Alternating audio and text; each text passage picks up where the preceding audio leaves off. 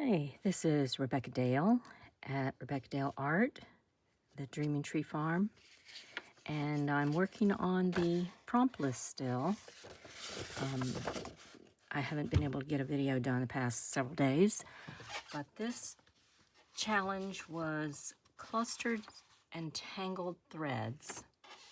So I gathered an assortment of clusters, which in my sewing room I have scraps left over, and they're all in different bags of colors. Most of them are gallon bags, then I've got a few smaller bags with some laces and odds and ends. So I went and got my little supply of neutrals, mostly, and then in my card studio I have a sewing machine, but I have a studio with a sewing room, and I have all these leftover threads where there's just a little bit of thread left on, and there's nothing more than I hate than sitting down the sewing machine and sew for a minute, and then you've got to change the thread. So I've got this all here so I could just pull off a bunch of scrap thread. And I also have boxes with string and threads left in it, which a lot of these are from the feed sacks. I don't know why, but I'll go ahead and save the little bit of thread off that feed sack, and then I dye some of them. And then this is just little tiny scraps of thread or some lace in here. So it's always handy to have something when you need a little bit of things. So most of them are cards that I started out with oxide sprays, and I have all these distress oxide, tea dye, or antique linen. I try to keep to the neutrals on them, but then I added these fire, I think it's called, no, plaid, timberjack plaid on the red ones. So these are manila folders, left over, used. Have a whole stack of them that I got for $2 at a recycle store. And I really like using those manila folders. And then this was a shopping bag given to me by something I bought. But you can see all the little scraps and all the little threads. So I did add a little bit of green and orange because of the colors in this bird. Did a little bit of stamping on it, put some gold leaf, and a piece of music sheet.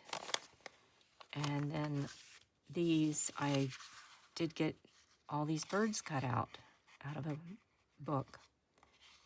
And then just added lace and a button. Little bits of scraps of lace, some fabric with words on it, and a touch of color there. This I put a vintage button on.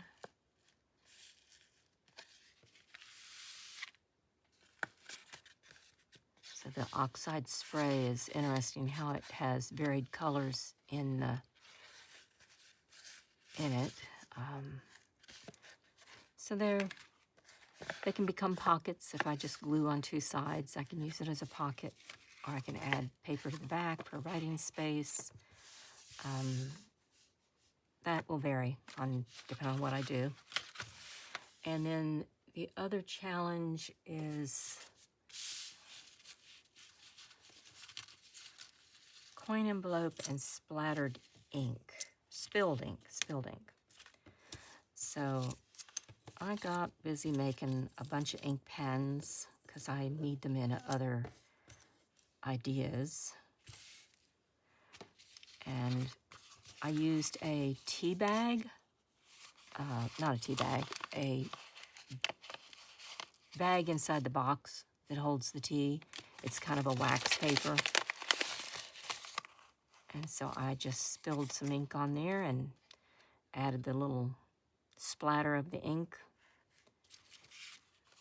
Sewed the piece of fabric on there before I sewed the envelope shut. Penny envelope. Coin envelope. and added some of that gold ink. And I thought it was watercolor, but then the brush didn't want to wash out, so it doesn't say what it is, but it definitely smells strong, so it must be some type of enamel. So then these will just go in my collection box of things, but I have also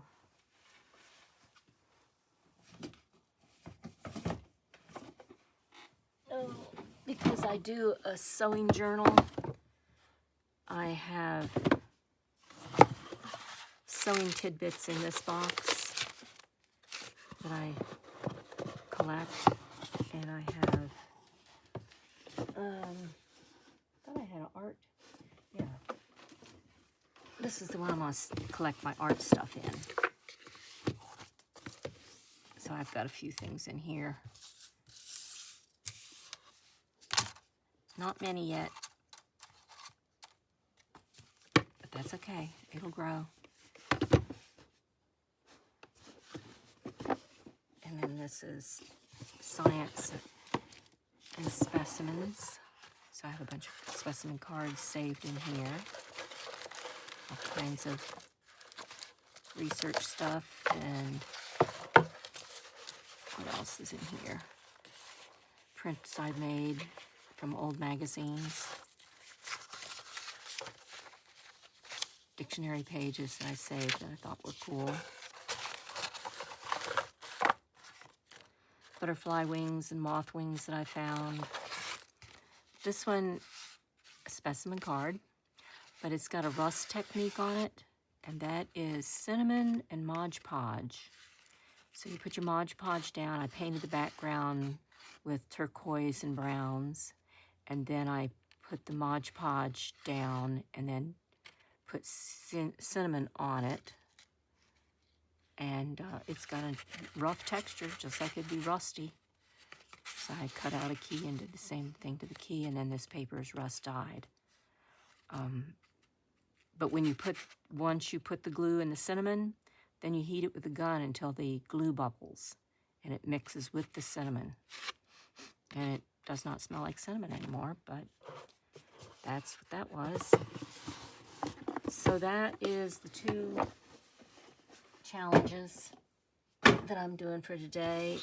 And, oh, my journal. So I've got a nature journal I've been working on.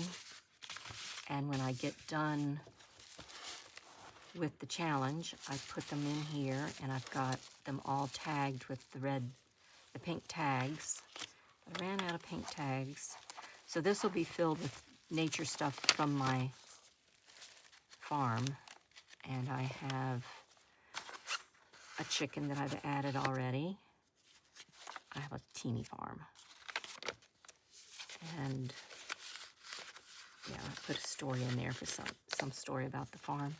Anyway, it's in here to add stories and pictures of things. And the challenge back here, this is one of the flip challenges. I will be doing a complete flip through of this book shortly. This is the challenge of cluster and tangled threads that I want to put in my journal. And I might attach it to this flap, I'm not sure, but it's going to just sit in here for now because it is a bag. And, yep, nature journal. I put poppy seeds in a specimen tag there. And I wanted to use burlap. I have got all this burlap, and I'm like, what do I do with the burlap? And I'm happy with that burlap. And it can tuck in and tie shut. Very sturdy tie because it goes all the way around, and it is silk. So eventually there'll be dangles hanging off of everywhere. And yeah, I'm really happy with this one. I needed a new nature journal. My other one's totally full. So there you go. Let me get the other one posted too for the next challenge.